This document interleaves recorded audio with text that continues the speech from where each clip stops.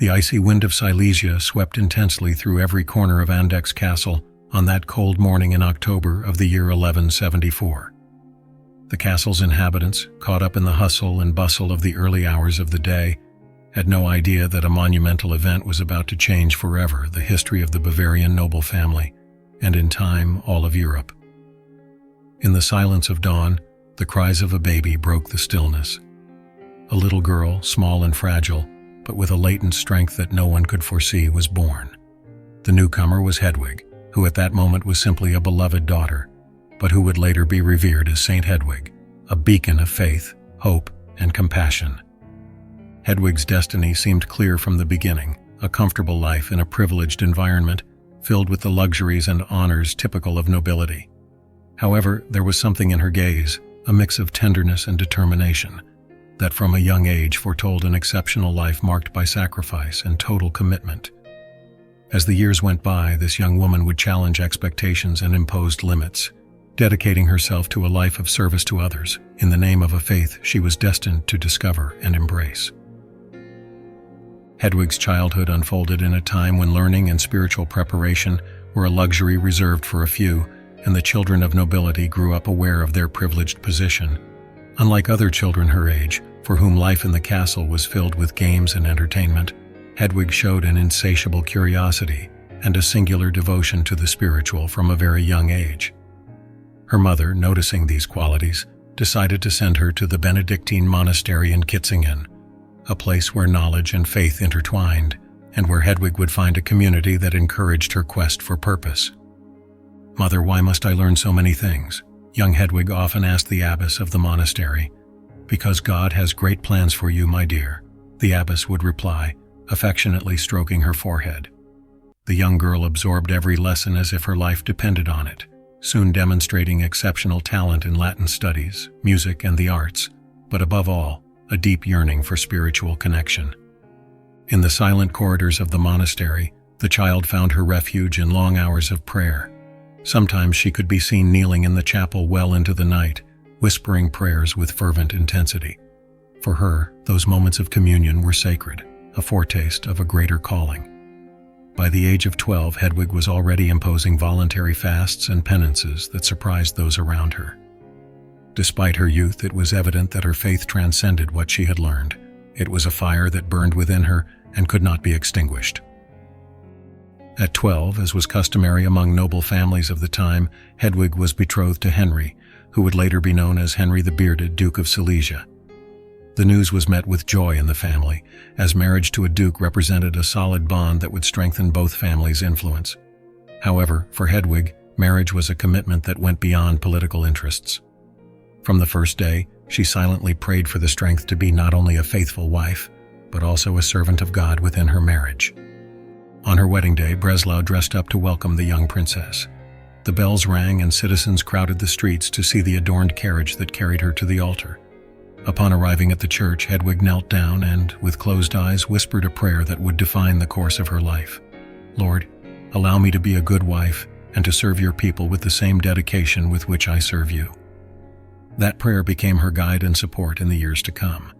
Throughout her marriage, Hedwig and Henry formed an alliance based not only on respect and love, but also on compassion for the less fortunate. Together they had 7 children, though 3 of them died in infancy, a pain that Hedwig faced with fortitude, seeing in her losses an opportunity to draw closer to the understanding of human suffering. Her marriage not only provided her with political stability, but also a platform from which she could directly impact the lives of those in greatest need. The young Duchess soon became known not only as a devoted wife, but also as a woman of unwavering faith and wisdom, whose decisions always reflected a deep sense of compassion. Silesia at that time was a land full of contrasts. The wealth of the nobility coexisted with the extreme poverty of the peasants, and inequality was evident in every corner of the duchy. Upon assuming her responsibilities as Duchess, Hedwig closely observed the needs of her people and felt deeply moved.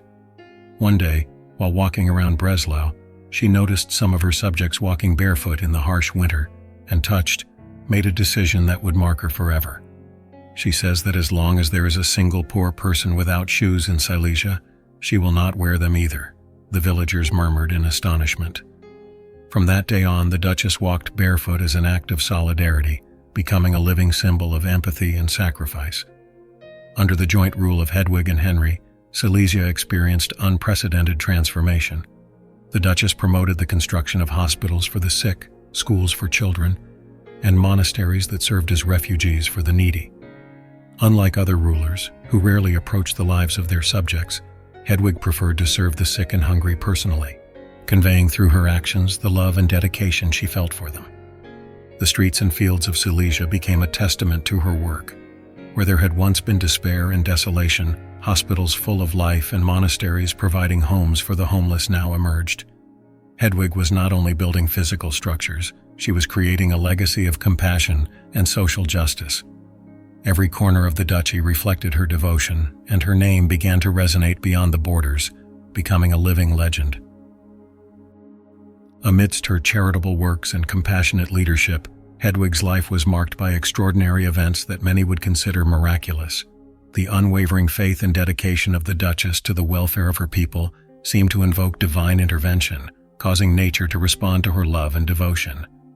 One of the most remembered miracles occurred during a severe drought that afflicted Silesia. The lands, typically fertile, had hardened to the point of cracking under the relentless sun. Fields that once offered abundance now appeared barren, and hunger began to stalk the peasants. One morning, a peasant ran to the castle with a face full of anguish, reflecting the despair of all others. "My lady, our fields are dying. Not a drop of water has fallen in months," he implored, trembling hands outstretched. Instead of responding immediately, Hedwig felt the man's concern within her own soul and silently made her way to the castle chapel. For 3 days, Hedwig remained in fasting and prayer, without anyone seeing her take even a sip of water. The people in the castle wondered if the Duchess could endure such sacrifice, but she, devoted in spirit and body, maintained her prayer, asking for mercy for those who depended on the harvest.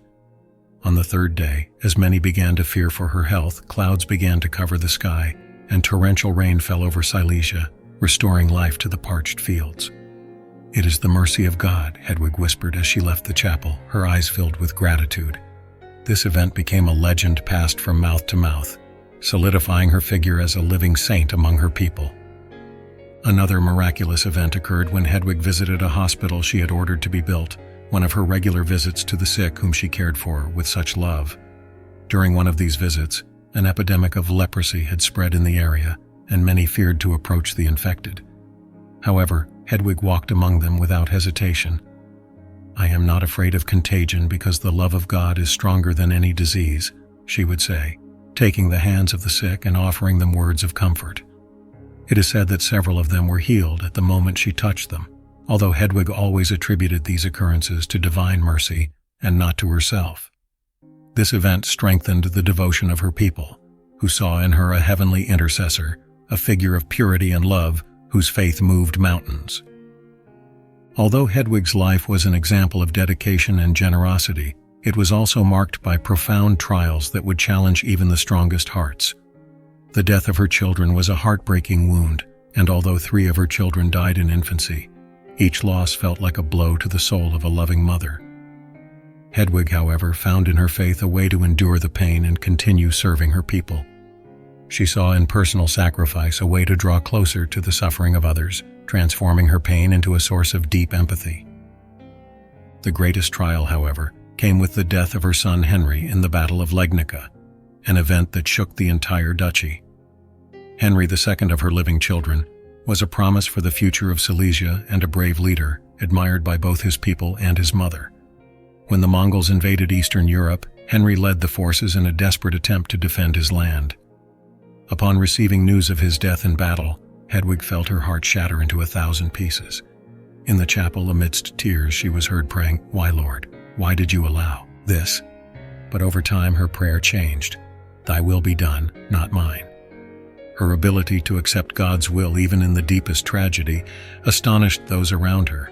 Rather than turning away from her faith, Hedwig dedicated herself even more to her life of prayer and her commitment to others, finding in her suffering a way to comfort those who had also lost loved ones. Her pain, far from consuming her, brought her even closer to her people, who saw her as a mother sharing their same anxieties and challenges. From that moment on, Hedwig was regarded not only as a leader, but also as an extraordinary woman whose faith knew no bounds. After the death of her beloved husband in 1238, Hedwig made a decision that many did not understand at first, to retire to the Cistercian monastery of Trebnitz, which she had founded years earlier. Although she did not take formal vows as a nun, she preferred to live in the monastery, adopting a life of penitence and prayer. Her decision was not an escape from the world, but a calling to dedicate herself fully to God, away from material concerns and the obligations of nobility. Hedwig lived with an austerity that perplexed the nuns around her. She slept on a simple mat on the floor, often using a stone as a pillow. Her daughter Gertrude, who was abbess of the monastery, worried when she saw her mother resting under such harsh conditions, and one day asked her, "Why do you sleep on the floor, mother? With your position, you could have a comfortable bed." Hedwig, with a calm smile and eyes full of peace, replied, "Because my Lord had nowhere to lay his head. If he renounced everything, how can I seek comfort?" For Hedwig, these practices were not a display of vain sacrifice, but a genuine expression of love and gratitude towards God. Her days at the monastery were divided between long hours of prayer and penance.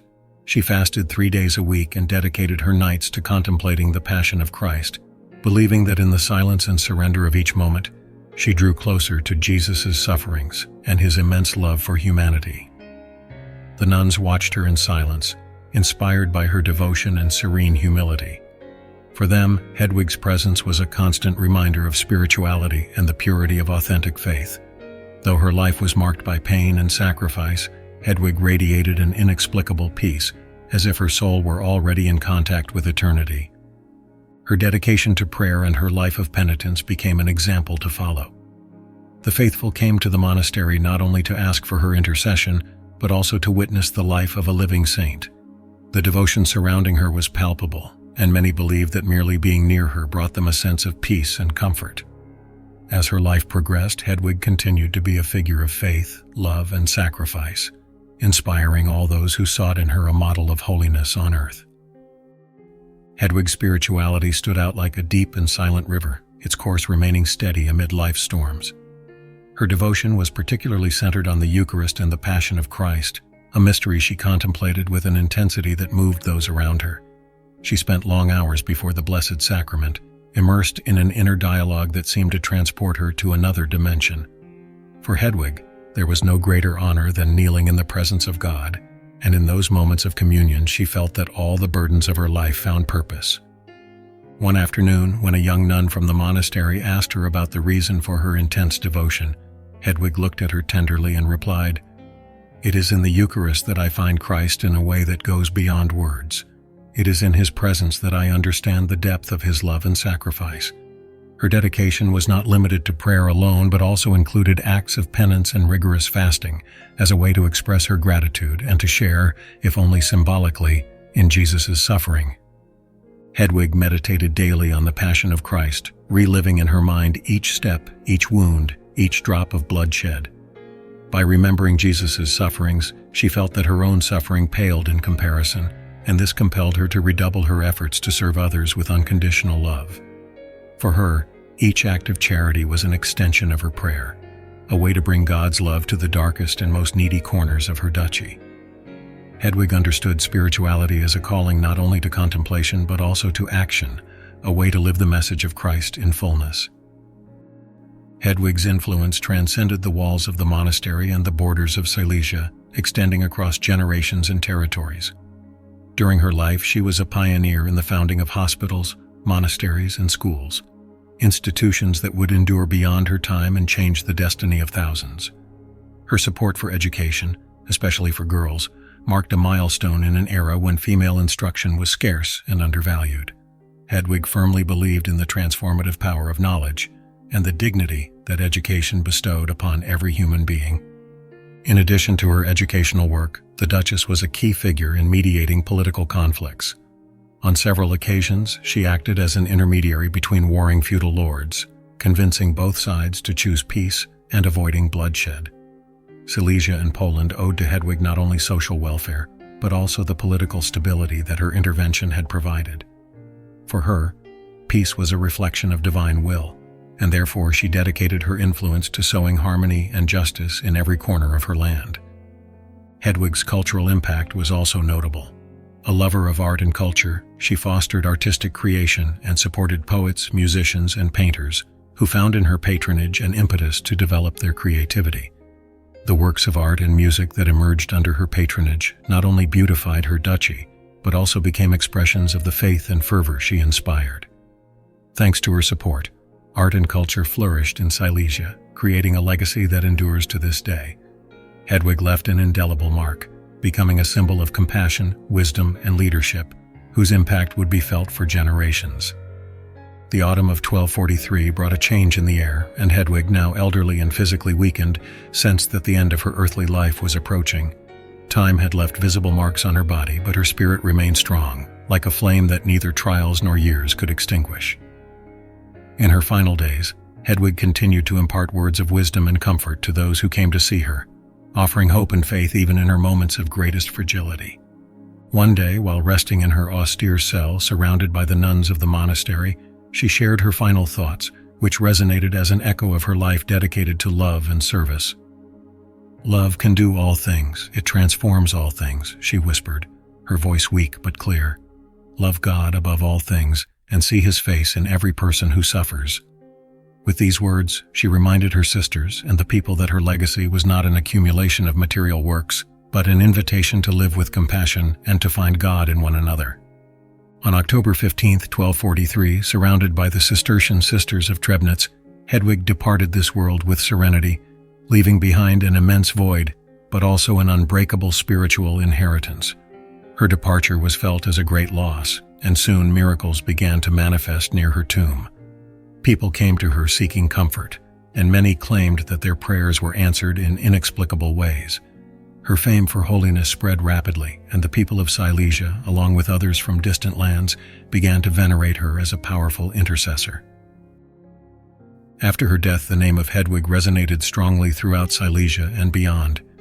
In every corner where she had once extended her compassionate hand, people began to remember her, not only as their duchess, but as a celestial intercessor.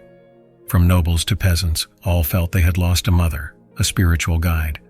However, something surprising began to happen. Reports of miracles and healing started to spread quickly, especially among those who visited her tomb seeking comfort and help in difficult times. Hedwig's tomb in the Trebnitz monastery became a place of pilgrimage, where the faithful left flowers, candles, and personal items as a sign of respect and devotion. Over time, her influence crossed borders, and people from far-off places came to pray, drawn by stories of inexplicable healings and miracles attributed to her intercession. Widows and orphans in particular saw Hedwig as a compassionate protector who understood them, someone who had known the pain of loss and could comprehend their sorrows. One of the most special titles attributed to her by the people was that of Protector of Marriages in Crisis. It was said that couples in conflict, when praying at her tomb, found the courage and reconciliation needed to heal their differences. Similarly, the poor and indebted venerated her as their defender and guide in times of financial despair, as during her life she had devoted her wealth to alleviating the needs of the most vulnerable. As time went on, popular devotion to Hedwig transformed into a phenomenon that united people in prayer and hope, reflecting the values of compassion and generosity that she had embodied. One of the strongest devotions to Saint Hedwig is that of protector of the indebted and those in need facing financial difficulties. This belief stems from her own life, where, as a duchess, she used her wealth not to accumulate luxuries but to alleviate the burdens of those around her. Throughout her life, Hedwig dedicated large sums of her personal fortune to settling the debts of peasants, artisans, and humble families, thereby preventing them from being imprisoned or losing their homes and livelihoods. For her, compassion was not only a virtue but a direct and concrete action that demanded personal sacrifice. Over the centuries, this devotion strengthened, and many people began to turn to her for help when debt seemed unavoidable. During times of crisis, when families found no other way out, testimonies speak of people who, in fervent prayer to Saint Hedwig, managed to find unexpected solutions. Jobs that came at just the right moment, agreements with creditors that seemed impossible, or unexpected assistance that allowed them to re-establish themselves financially. These occurrences, regarded as miraculous by the faithful, not only renewed their hope, but also reinforced their trust in the intercession of Saint Hedwig as the protector of the indebted. For those who turn to her, Saint Hedwig represents a beacon of hope, a guide amid the anguish generated by debt and financial uncertainty. At her tomb, the faithful leave coins as a symbol of their difficulties and petitions, asking for her help to free themselves from the economic burdens that afflict them. Faith in her intercession remains strong in many places in Europe and Latin America, where it is common for people in financial distress to find in her a refuge and a faithful protector. Testimonies of miracles attributed to Saint Hedwig began to multiply rapidly after her passing. One of the most moving accounts was shared by a mother who had come to the monastery with her sick child, a boy suffering from a fever that doctors could neither explain nor alleviate. Desperate and feeling without options, the woman knelt by Hedwig's tomb, imploring her intercession. After praying fervently for several hours, the mother felt an inexplicable peace, as if someone were whispering to her heart not to be afraid. Upon returning home, she found her son asleep, his face calm and his fever completely gone. For that family, there was no doubt that Hedwig had performed a miracle. Another testimony comes from a man who, drowning in debt and without hope, decided to pilgrimage to Hedwig's tomb to ask for help. In his account, he mentions that after praying all night, he felt a relief in his heart and a strange certainty that his situation would change. Upon returning, an opportunity for work presented itself, allowing him to gradually emerge from his financial problems. He attributed this unexpected turn to Hedwig's intercession, who had been a benefactor to many in economic difficulties during her life. As time passed, the number of miraculous stories increased so significantly that the Church initiated a formal investigation. It was then, in the year 1267, that Pope Clement IV canonized Hedwig, confirming what the people already knew in their hearts. She was a saint, a protector for all who sought her help. Reflections for the modern world. The life of Saint Hedwig offers lessons that transcend time and space, and her example continues to inspire the modern world. In an era where individualism and lack of empathy seem to be on the rise, Hedwig's life invites us to reflect on the importance of compassion and selfless service to others. Her ability to combine deep faith with concrete acts of help to her neighbor is a powerful reminder that true spirituality is not limited to words or ceremonies, but is demonstrated through acts of kindness and generosity. Saint Hedwig also teaches us the value of reconciliation and peace. In a world where conflicts, both personal and international, are so common, her example of mediation and pursuit of harmony inspires us to work for mutual understanding, to build bridges instead of walls. Her dedication to education and culture reminds us that through knowledge, we can build a more just and equitable society where every person has the opportunity to grow and develop fully. Moreover, Hedwig's devotion to the most needy, especially the sick and the poor, shows us the transformative power of charity.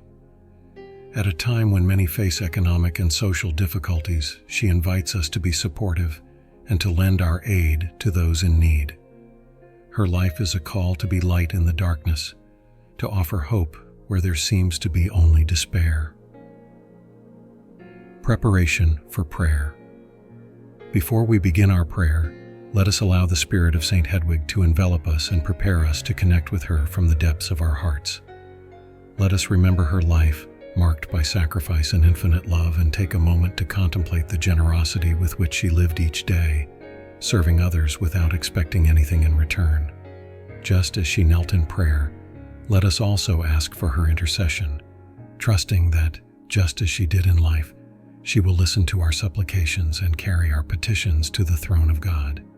In every word, let us invoke the faith and love that Saint Hedwig conveyed, allowing us to feel her comforting presence close to us. Prayer to Saint Hedwig. O glorious Saint Hedwig, who from your noble cradle to your last days in this world were a beacon of charity, compassion, and strength. You, who knew how to combine the greatness of your lineage with the humility of a faithful servant of God, intercede for us before the Heavenly Father, so that, like you, we may find Christ in every person who suffers and needs comfort. You who consecrated your life to the service of the poor, the widows, the orphans, and the sick, guide our hearts to be instruments of love and peace, and teach us to transform our pain into offerings of hope. Pray for our families, for those facing financial difficulties, for those who have lost faith and hope, and for all those seeking the way back to God, that, through your intercession, we may live our faith with intensity, overcoming the trials of life and always remembering your example of holiness and devotion. Saint Hedwig, mother, wife, and friend of the poor, be our refuge in times of distress, our comfort in moments of sadness, and our guide on the path to God. Amen.